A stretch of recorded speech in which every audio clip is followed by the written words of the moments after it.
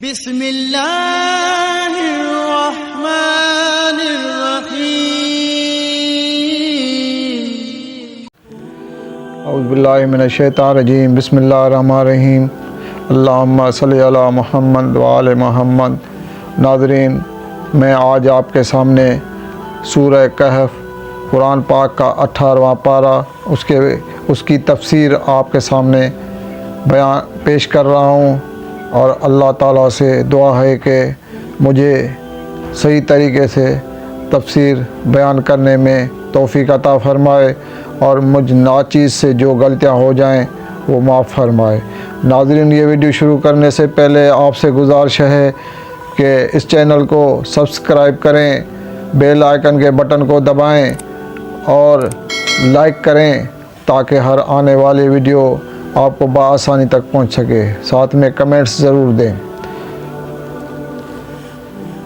ناظرین، سورہ کہف ترتیب کے اعتبار سے 18واں اور نزول کے حساب سے 69واں سورہ ہے۔ اصحاب کہف کے واقعے کی وجہ سے اس سورہ کا نام سورہ کہف رکھا گیا ہے۔ اس سورہ میں نہایت اہم مسئلے کی طرف اشارہ کیا گیا ہے۔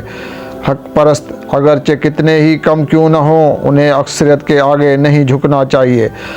کوفہ اور شام کی بازاروں میں امام حسین علیہ السلام کا سر اقدس اسی سورہ کے آیت کی تلاوت کی تھی۔ یہ مشرکین مکہ کے 3 سوالات کے جواب میں نازل ہوئی ہے جو انہوں نے رسول خدا صلی اللہ علیہ وسلم کے امتحان کے لیے اہل کتاب کے مشوروں سے آپ کے سامنے پیش کیے تھے۔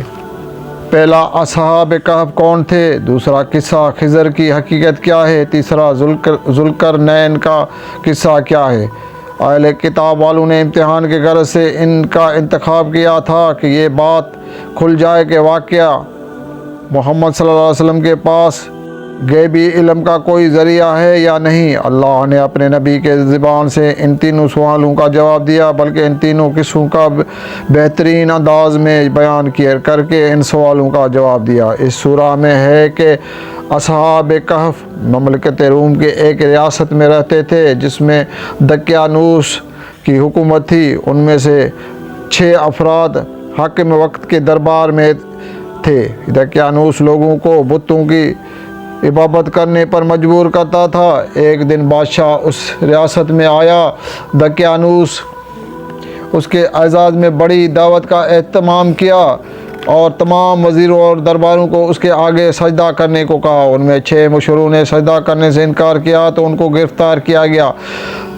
ایک فوجی افسر کے تعاون سے زندان سے نکل گئے۔ راستے میں ایک چرواہا اور اس کا کتا بھی ان سے مل گیا۔ چرواہا توحید پرست تھا۔ ان لوگوں نے رقیم کی غار میں پناہ لی۔ خدا نے ان پر نیند طاری کی اور وہ سو گئے۔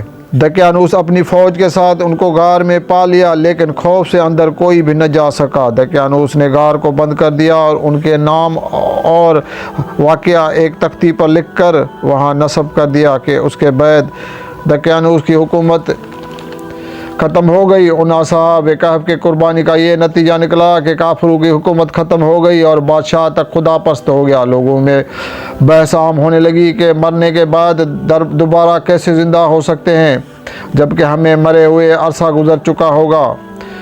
ناظرین، 300 سال بعد اللہ تعالیٰ نے ان اصحاب کہف کو مومنین کے لیے بیدار کیا۔ ان لوگوں کا خیال تھا کہ ایک دن یا اس سے کم عرصہ سوئے ہیں۔ بھوک کی وجہ سے ایک شہر کی طرف نکلا۔ شہر کی تبدیلی دیکھ کر تعجب ہوا کہ ایک دن میں شہر کا کیا حال ہو گیا ہے۔ روٹیاں لے کر پیسے دیے تو روٹی والے نے پکڑ لیا۔ یہ خزانہ کہاں سے ملا ہے؟ لوگ جمع ہو، روٹی والا نہ مانا۔ آخر بات قاضی کے پاس پہنچی تو معلوم ہوا کہ یہ 300 سال پہلے دقیانوس کے زمانے کے سکے ہیں۔ آخر اس کو بادشاہ کے پاس لے گیا۔ اس نے اپنا قصہ بادشاہ کے سامنے بیان کیا۔ شہر کے تمام لوگ ان عظیم ہستیوں کی زیارت کرنے کے لیے کوہ رقم گئے۔ اصحاب کہف اپنے بارے میں خداوند کریم کا یہ لطف اور کرم دیکھ کر سجدے میں گر گئے اور دعا مانگی کہ اے اللہ، ہم پر پھر نیند کا غلبہ دے دے۔ اللہ نے ان پر دوبارہ نیند مسلط کر دی اور اب تک اس غار میں سو رہے ہیں۔ روایت میں ہے کہ امام مہدی علیہ السلام کے جب ظہور ہوگا تو یہ دوبارہ بیدار ہوں گے اور امام مہدی علیہ السلام کے وزیر ہوں گے۔ اللہ پاک نے اپنے رسول صلی اللہ علیہ وسلم کو اپنے غریب مومن کے ساتھ رہنے کا حکم دیا ہے۔ دولت کے نشے میں مست انسان صرف مال دولت کو ہی سب کچھ سمجھتا ہے۔ مال اور دولت انسان کو آخرت کی فکر سے غافل کر دیتا ہے۔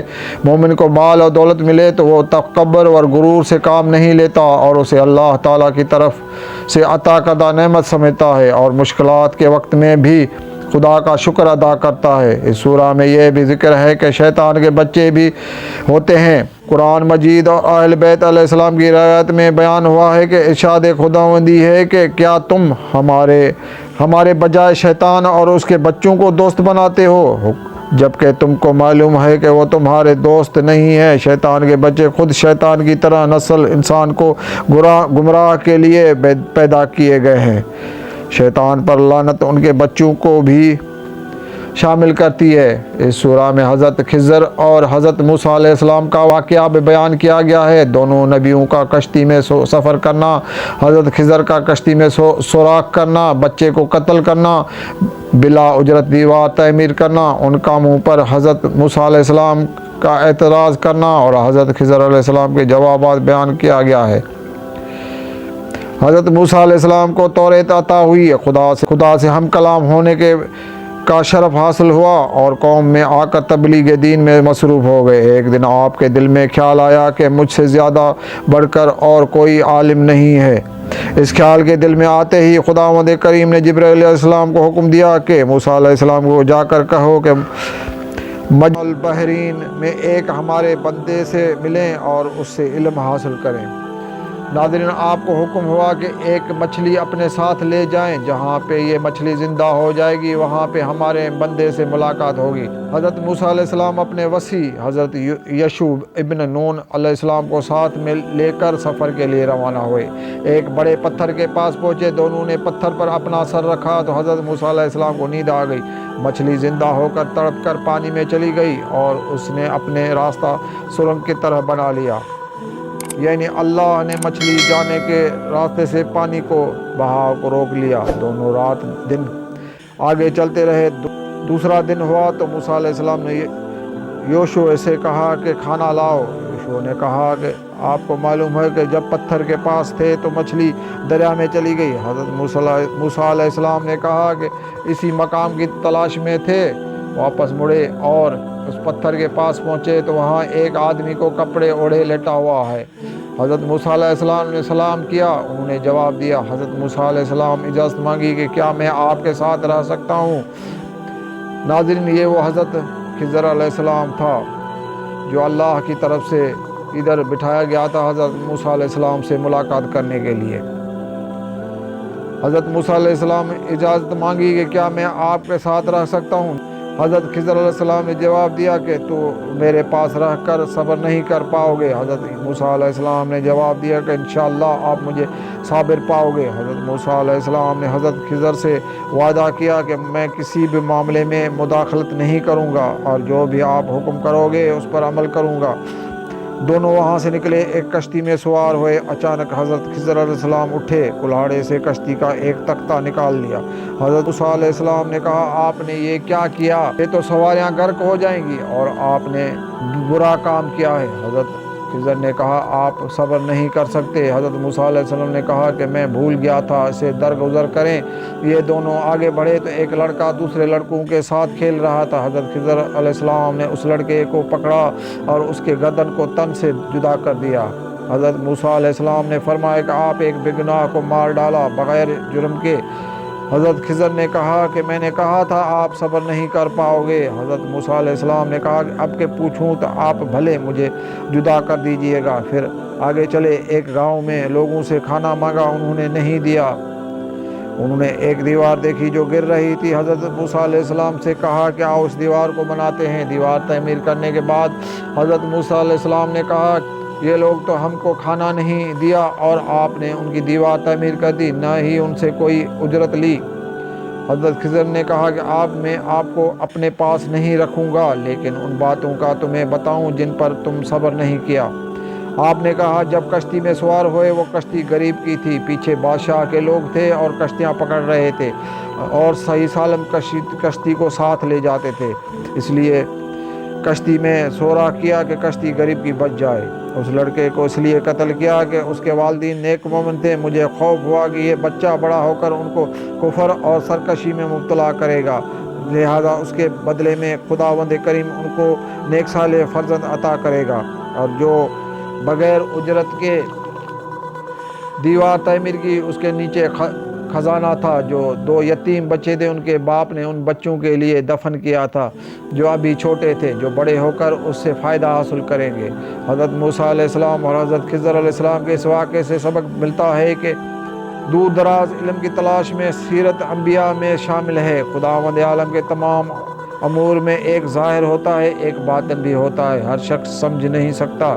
اس سورہ میں ذوالقرنین کے واقعے کو بیان کیا گیا ہے کہ زمانہ قدیم کے بادشاہ تھا جو نہ صرف بادشاہ تھا بلکہ اس نے توکل، رحم، ایمان اور انسانی ہمدردی کے قدم قدم پر ثبوت دیا جو اللہ تعالیٰ کو پسند ہے۔ قرآن مجید میں اس کا نام ذوالقرنین بیان کیا ہوا ہے۔ اللہ تعالیٰ جو قوت اور طاقت کے جو اسباب موجود تھے اسے عطا کیے گئے تھے، وہ دنیا کے آخری حصے تک فتوحات حاصل کرتا چلا گیا تھا۔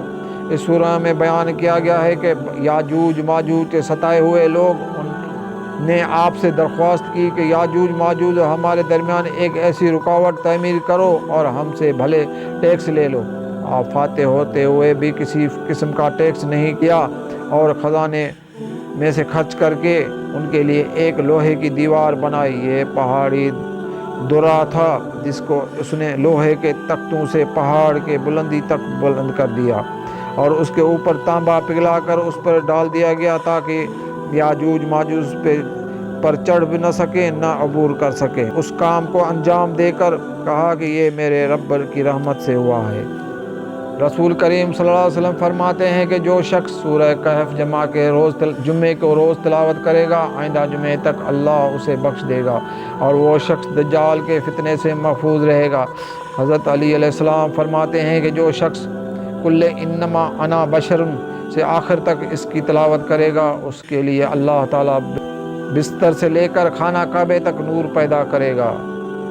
اگر وہ اہل مکہ سے ہوگا تو اس کا نور بیت المقدس تک ہوگا۔ حضرت امام جعفر صادق علیہ السلام فرماتے ہیں کہ جو شخص جمعے کو سورہ کہف کی تلاوت کرے گا وہ شہید کی موت مرے گا اور شہداء کے ساتھ اٹھے گا اور قیامت کے دن شہداء کے ہمراہ ہوگا۔ خداوند کریم سے دعا ہے کہ ہمیں سیدھے راستے پہ چلائے، نیک بندوں میں شمار کرے، نماز اور قرآن کو پڑھنے کی توفیق عطا فرمائے، آمین۔